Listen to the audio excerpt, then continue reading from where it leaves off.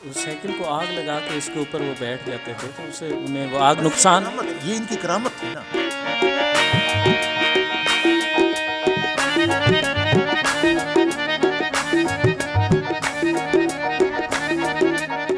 ایسے ہی آپ ایک سائیکلوں والی دکان پہ بیٹھ کے وہ پنچر لگا رہا تھا. آپ نے کہا ادھر دکھاؤ ٹوک. آپ نے ایسے منہ سے ایسے انگلی لگائی, تھوک لگائی, کہا لگاؤ پنچر. تھوک سے پنچر لگایا, پنچر لگ گیا جناب.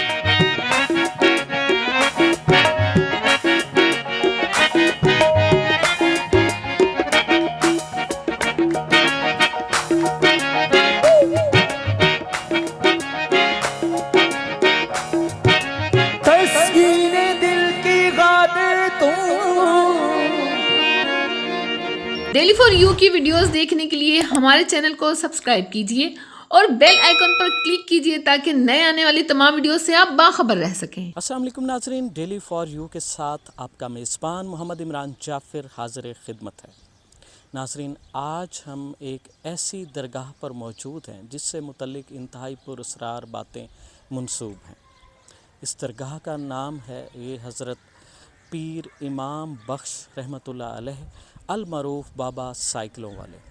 اور ان سے جو باتیں منسوب ہیں کہ انہیں سائیکلوں سے خصوصی طور پر انسیت تھی, جس کی وجہ سے اگر کوئی بھی شخص ان کے پاس دعا کے لیے حاضر ہوتا تو یہ اسے یہی کہتے کہ ایک نئی سائیکل لے کر آؤ تو پھر آپ کے لیے میں دعا کروں گا. اور وہ شخص ان کے لیے نئی سائیکل لے کے آتا تو یہ پھر اس کے لیے دعا کرتے اور بتایا یہ جاتا ہے کہ ان کی دعا بالکل قبول ہوتی اور ان کی دل کی مراد بر آتی. تو آج اس بزرگ کی جو یہ بات ہے بابا سائیکلوں والے, ان کی نسبت جو مشہور ہے, اس حوالے سے ہم جانیں گے اور اس درگاہ کا وزٹ بھی آپ کو کروائیں گے اور وہاں پر متولیان یا جو خدمت گار ہیں ان سے بھی گفتگو کریں گے کہ اس کے پیچھے اسرار کیا ہے. تو چلیے ہمارے ساتھ.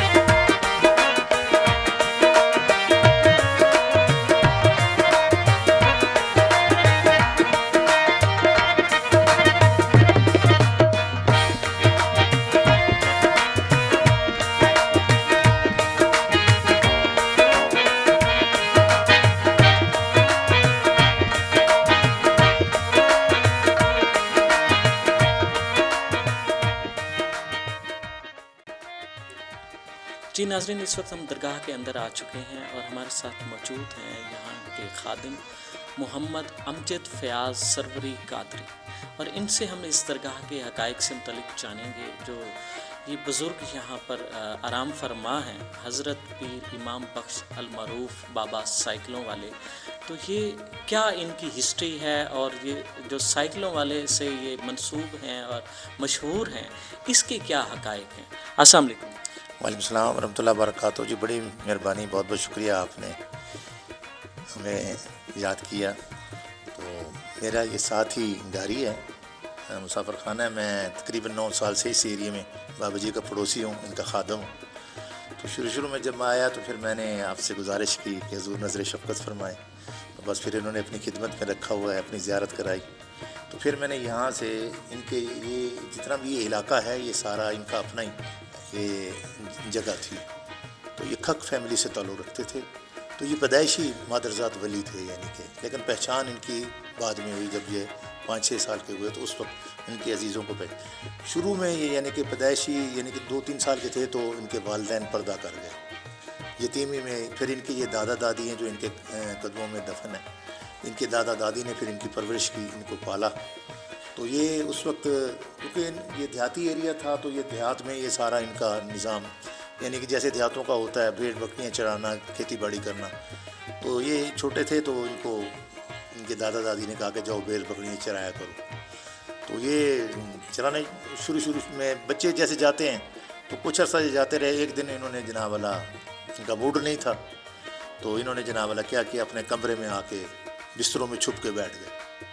اب وہ گھر والوں نے دیکھا کہ بھی بکریاں کھڑی ہیں, کافی دیر ہو گئی ہیں, بچہ بھی نظر نہیں آ رہا, تو وہ ڈھونڈنا شروع ہو گئے. کیا دیکھتے ہیں کہ کمرے سے دھوئیں نکل رہے ہیں.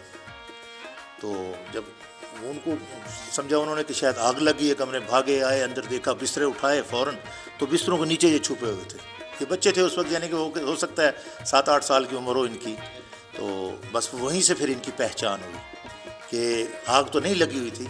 ان کی روحانیت کا جو سیک تھا وہ اتنا یعنی کہ لگا کہ بستروں سے دھوئیں نکلنے شروع ہو گئے ان کے جسم میں اتنی ہیٹ تھی یعنی کہ. تو یہ پھر ساری زندگی پھر یہ ایک لباس میں ہی رہے ہیں. انہوں نے گرمیاں سردیاں کوئی کوٹ پینٹ یعنی کہ جرسیاں سویٹر کچھ نہیں, موسم کے مطابق کوئی جو ہے گرم لباس نہیں, زیب تن کوئی زیب تن لباس نہیں, سوائے ان کے ایک کرتا ہوتا تھا یا چادر ہوتی تھی. بس ایک ہی لباس میں ساری زندگی انہوں نے گزاری ہے. یہ ان کی پہلی جب کرامت ظاہر ہوئی تو پھر بزرگوں نے سمجھا کہ بچہ جو ہے یہ اللہ کا ولی ہے, تو انہوں نے پھر ان کو ان کے حال پہ چھوڑ دیا. اب یہ بچپن سے اس وقت دور تھا سائیکلوں کا, تو ان کو سائیکل کا شوق ہو گیا. بس یہ پھر سائیکل یعنی کہ دیکھا کرتے تھے. تو جب یہ کچھ سمجھدار ہوئے تو پھر ادھر یہ علمدار کالج جو ہے حسین گنج روڈ پہ, اس کے سامنے دکانیں تھیں کچھ. یہ اپنا ان کے جو خلیفہ ہیں سخاوت علی صاحب, ان کے بیٹے جو ہیں شارق صاحب, ان کے گھر تھے, ان کی دکانیں تھیں. اور کچھ فارسی سلسلے کے لوگ تھے جو ان کے معتقد تھے, وہ ان کی دکانوں پر یہ بیٹھا کرتے تھے. تو جو بھی کوئی بندہ آتا تو ان کا روٹ ہوتا تھا حسین گنج سے لے کے بابا شاہ شمس کے دربار. یہ جو سڑک تھی اس وقت, یعنی آج کل تو اور نقشہ بن گیا ہے, تو اس وقت یہ سیدھا رستہ تھا. تو یہ اسی روڈ پر یعنی کہ وہ جلوہ افروز ہوا کرتے تھے اس زمانے میں. تو ایک دن جناب اللہ پھر جو بھی معتقد آتا تھا نا ان کا, تو ان سے کہتا تھا حضور میری عرضی منظور کریں, میری دعا قبول ہو جائے. تو آپ فرماتے تھے جاؤ سائیکل لے کے آؤ, یا اس کو ساتھ لے جانا. سامنے حسین کی پہ سائیکلوں کی دکانیں ہوتی تھیں, کہنا نیا سائیکل نکالو. اب وہ کوئی پرانا سائیکل لے کے آتا تھا, نہیں. لیکن یہ بھی یعنی کہ ہوتی تھی کہ بندے تو بہت آتے تھے, لیکن ہر کسی کے ساتھ یہ ایسا نہیں کرتے تھے. بس جس کو دیکھتے تھے کہ یہ واقعی ضرورت مند ہے اور یہ حاجت مند ہے اور اس کی خواہش پوری ہونی چاہیے, تو اس کو کہتے تھے جاؤ سائیکل لے آؤ. وہ نیا سائیکل لے کے آنا, انہوں نے نئے سائیکل کو آگ لگانی, ٹائروں کو آگ لگانی, اور خود اس کے اوپر چڑھ بیٹھنا, اور دڑل وہ جیسے اب ہوا تو نہیں ہے, وہ کھڑکے گا سائیکل. تو یہ حسین گنج روڈ سے شاہ شمس دربار تک جو ہے نا یہ ان کی یہ وہ گزرگاہ تھی. اچھا یہ بتائیے گا کہ سائیکل کو آگ لگا کے اس کے اوپر وہ بیٹھ جاتے تھے تو اسے انہیں وہ آگ نقصان یہ ان کی کرامت تھی نا جو ظاہر ہوتی تھی. تو اس وقت ان کی یہ کرامت ظاہر یعنی کہ جو لوگ دیکھتے تھے تو پھر وہ سمجھ گئے کہ یہ مجذوب فقیر تھے. تو بس پھر وہیں سے یہ مشہور بھی ہونے شروع ہو گئے بابا سائیکلوں والے. جی یہ بتائیے گا کہ ان بزرگ سے ایک کرامت یا واقعہ ایک منسوب ہے کہ یہ اپنے لعاب دہن سے وہ سائیکل کو لگاتے تھے تو اس کی ٹیوب کو تو وہاں پہ پینچر لگ جاتا تھا. یہ کیا قصہ؟ یہ واقعہ بالکل صحیح ہے. اس وقت کیونکہ سائیکلوں کا دور تھا, یہ 1950-60 کے زمانے کی باتیں ہیں. اس وقت موٹر سائیکل یا کاریں تو تھی نہیں, سائیکلوں کا دور ہوتا تھا, سائیکلیں کی دکانیں ہوتی تھیں ہر جگہ. تو ایسے جیسے فقیر بیٹھتے ہیں ایسے آپ ایک سائیکلوں والی دکان پہ بیٹھ کے وہ پنچر لگا رہا تھا. آپ نے کہا ادھر دکھاؤ ٹوب, آپ نے ایسے منہ سے ایسے انگلی لگائی, تھوک لگائی, کہا لگاؤ پنچر, تھوک سے پنچر لگایا, پنچر لگ گیا جناب اللہ. تو پھر وہیں سے یہ آپ کی کرامت ظاہر ہوئی کہ بزرگوں کے لواب جو ہوتے ہیں نا وہ بھی کرامت ظاہر کرتے ہیں. پھر ایک ان کا ادھر علاقے کا ایک بندہ تھا, ان کا معتقد تھا, تو وہ ذرا چوری کرتا تھا. اس نے ایک بھینس چوری کی, تو وہ آیا تو اس کو پتہ چلا کہ پیچھے تو اس کے لگ گئے مالک.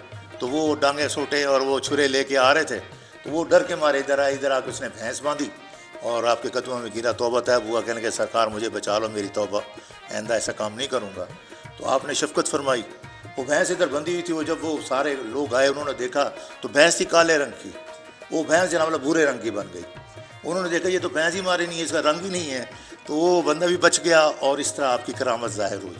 پھر ایک دفعہ آپ اس طرح ایک دفعہ سائیکل پر آ رہے تھے, تو سائیکل آپ نے کھڑی کی, تو ساتھ ہی رفع حاجت کے لیے پیشاب وغیرہ وہ فصل میں جا کے گئے, تو وہ کسی نے سمجھا کہ کوئی نہیں ہے, اس نے سائیکل اٹھا کے بھاگنے کی کوشش کی, اندھا ہو گیا. اب وہ پھر اس نے کہا کہ شاید پتہ نہیں ایسے جھولا ہے. دوبارہ اس نے جناب والا سائیکل رکھ دی, دوبارہ ٹھیک ہو گیا. پھر اس نے اٹھا کے بھاگنے کی کوشش کی سائیکل, پھر اندھا ہو گیا. تو اس نے یعنی کہ 2-3 مرتبہ ایسی حرکت کی, پھر وہ کھڑا ہو گیا. اتنی دیر میں آپ جب واپس آئے تو پھر آپ نے اس نے کہا کہ ایسے تو نہیں ہوتا نا کہ تو فقیروں کا سائیکل اٹھا کے بھاگ جائے. تو پھر تب سے اس نے توبہ طیب کی, آپ کا متقد ہوا.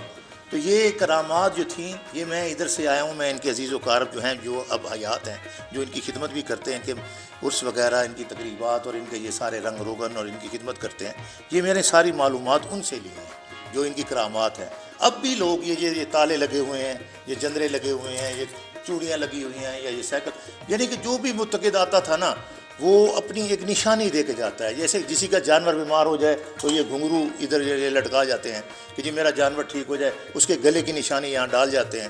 اللہ کی مہربانی سے تو آپ کی نظر شفقت سے وہ ٹھیک ہو جاتا ہے. یہ ایک نلکا ادھر لگا ہوا ہے ادھر سامنے, یہ نلکا جو ہے یہ بچوں کو پانی واترے نکلتے ہیں, چھالے جو نکلتے ہیں جسم پر, یا الرجی ہو جاتی ہے, کوئی بیماری ایسی ہوتی ہے نہیں اتر رہی, تو وہ یہاں آ کر غسل کرتے ہیں اس بچے کو یا عورتیں. یہ 4 دیواری اس لیے ہے, یہ نلکا بھی آپ کی کرامت ہے. تو اس نلکے سے نہاتے ہیں, اس کا پانی پیتے ہیں, تو اللہ کی مہربانی سے بابا جی کی نظر شفقت سے وہ صحت یاب ہو جاتے ہیں. پھر وہ یہاں پر اپنا جو بھی منت منوتی ہوتی ہے, جو بھی لنگر نیاز مانتے ہیں, یہاں پر لوگوں کو کھلاتے ہیں, بانٹتے ہیں. تو ان کے سال میں 4 تقریباً پروگرام ہوتے ہیں. تو 4 پارٹیاں ایسی ہیں جو میں نے دیکھی ہیں, سال میں ان کے 4 عرس ہوتے ہیں. ایک عرس بابا علامہ اقبال, بابا قلندر لاہوری قلندر اقبال صاحب, 9 نومبر کو بھی ان کا بابا اقبال کا یہاں پر عرس منایا جاتا ہے, اور قوالی ہوتی ہے. اور ان کی نسبت بس محبت تھی ان سے, یعنی کہ اقبال صاحب سے, اقبال کا کلام بڑے شوق سے سنتے تھے. تو اس وجہ سے پھر 9 نومبر سے وہ شارق صاحب لاہور سے آتے ہیں, تو وہ 9 نومبر کو یہاں قوالی بھی ہوتی ہے اور اقبال کا کلام بھی پیش کیا جاتا ہے, اور لنگر نیاز بھی دیگیں جو ہیں وہ بھی بانٹی جاتی ہیں. تو ویسے ان کا جو 27 اکتوبر کو وہ بھی شارق صاحب جو ہیں وہ سخاوت علی صاحب ان کے جو ہے خلیفہ ہیں, اور شارق صاحب جو ہیں وہ ان کے بیٹے ہیں, صاحبزادے ہیں. یہ شارق صاحب ابھی ماں کے پیٹ میں تھے, تو انہوں نے سخاوت علی صاحب کو کہا کہ جاتے ان چھوڑو سی.